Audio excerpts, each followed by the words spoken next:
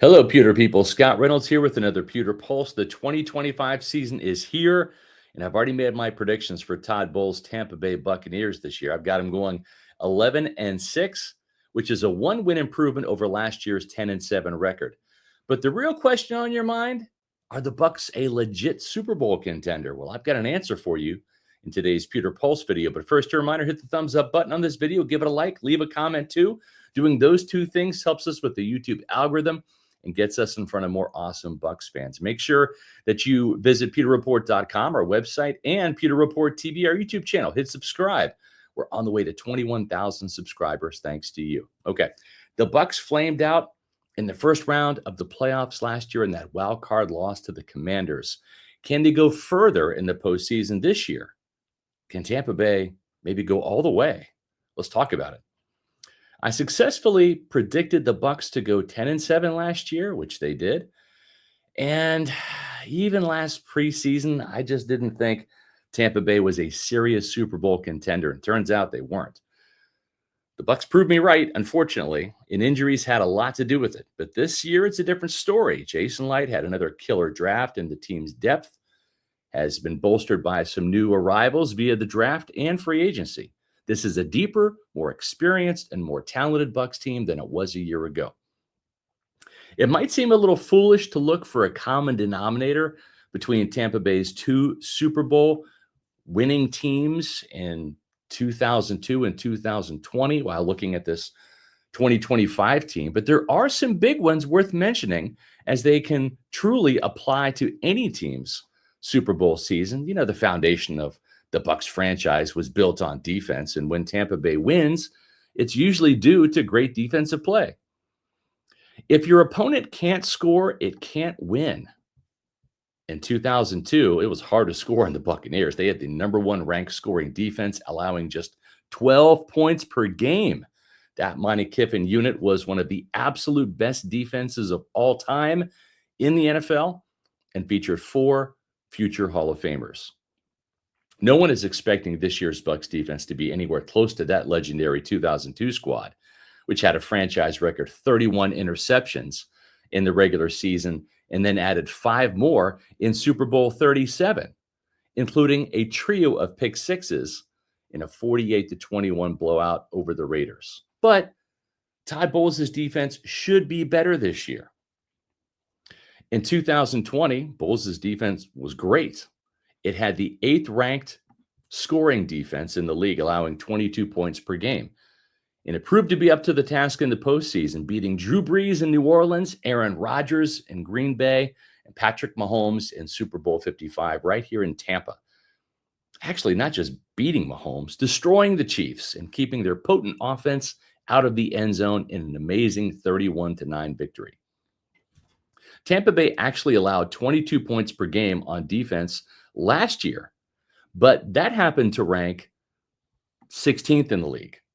What was present was a ton of injuries to key defenders like Kalijah Kancey, Antoine Winfield Jr., Servassier Dennis, Jamel Dean, and Tyke Smith, all of whom missed at least 4 games or more at some point in the season. What was missing were big plays. Tampa Bay's defense recorded just 7 interceptions, including 6 from the secondary.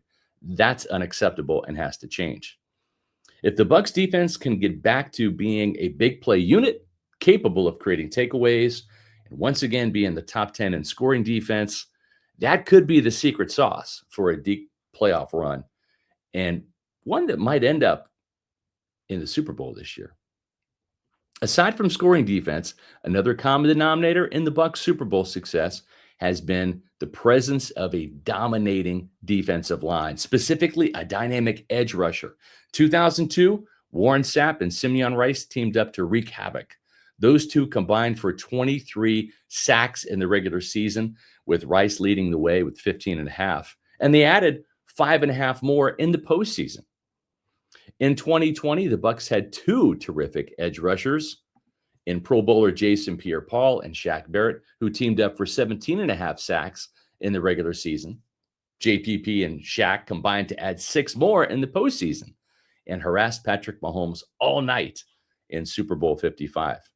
Tampa Bay should have a dominant pass rush up front this year with defensive tackles Vita Vea and Kalijah Kancey, and outside linebackers Hassan Reddick and Yaya Diaby. If the two top sackers along that line can team up for 20 sacks, along with a few more from the others, that could put the Bucs in serious Super Bowl contention.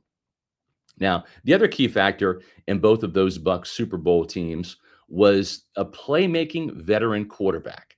Quarterback play is vital in the Super Bowl, and usually the team with the best quarterback wins, although not all the time. Just ask Tom Brady, who lost to Nick Foles, for example. But usually you have to have a really good quarterback.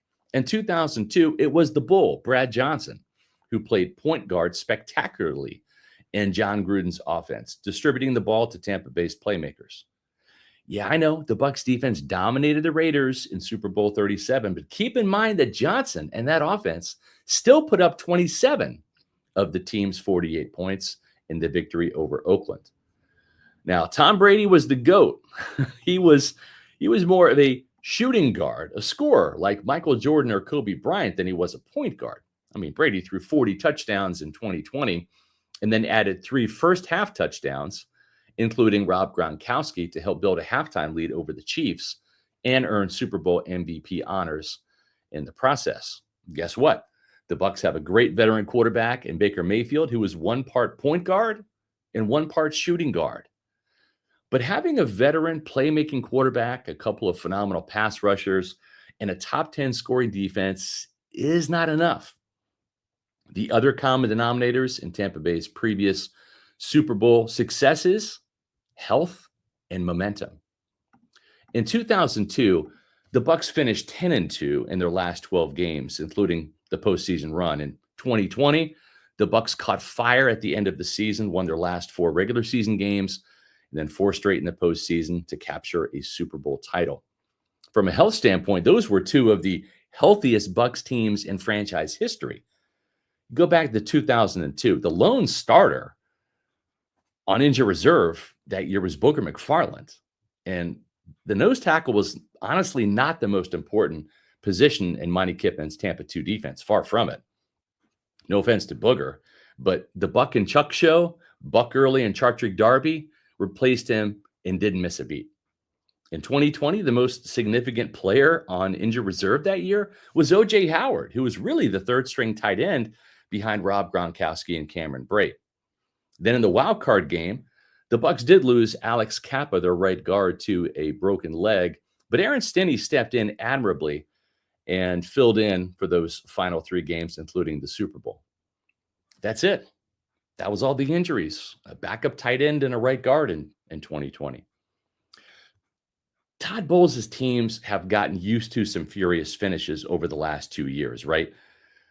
So they should have the momentum part down. They've demonstrated that by making the playoffs with winning down the stretch over the last 2 seasons. Now, if only Tampa Bay could stay healthy in 2025. And if they can, well, this could be quite a super season in Tampa Bay. Folks, you have made Pewter Report TV a super YouTube channel and a great place to go for Bucs content.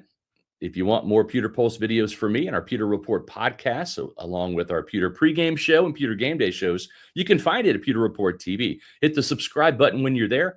We're on our way to 21,000 subscribers thanks to you. Make sure you follow us on X, Facebook, and Instagram at Pewter Report. And visit pewterreport.com for all the Bucs game coverage, injury news, breaking news, roster moves, inside scoop and analysis. And I'll be back soon with a new Pewter Pulse.